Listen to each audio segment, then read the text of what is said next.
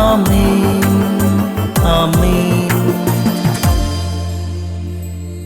യേശുവിന്റെ ഏറ്റവും പ്രിയമുള്ള കുഞ്ഞെ, ജോബിന്റെ പുസ്തകം 19:27, കർത്താവിനെ ഞാൻ എന്റെ പക്ഷത്ത് കാണും, മറ്റാരെയുമല്ല.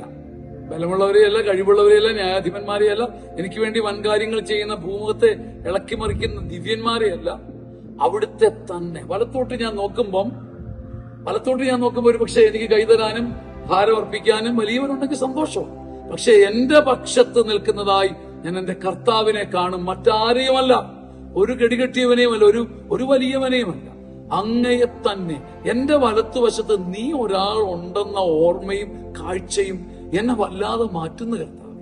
എന്റെ കൂടെ 10,000 മനുഷ്യർ കൈത്താങ്ങി നിന്നാലും കിട്ടാത്തൊരു ആനന്ദത്തിന്റെ ആഘോഷം നീ ഒരുവൻ എന്റെ പക്ഷത്തുണ്ടെങ്കിൽ കിട്ടുന്നു. കർത്താവിനെ ഞാൻ എന്റെ കണ്ണുകൾ ദർശിക്കും, മറ്റാരെയുമല്ല, നീ മാത്രം എന്റെ വലത്തുവശത്ത് നിന്നാൽ മതി. ആമേൻ ആമേൻ ആമേൻ.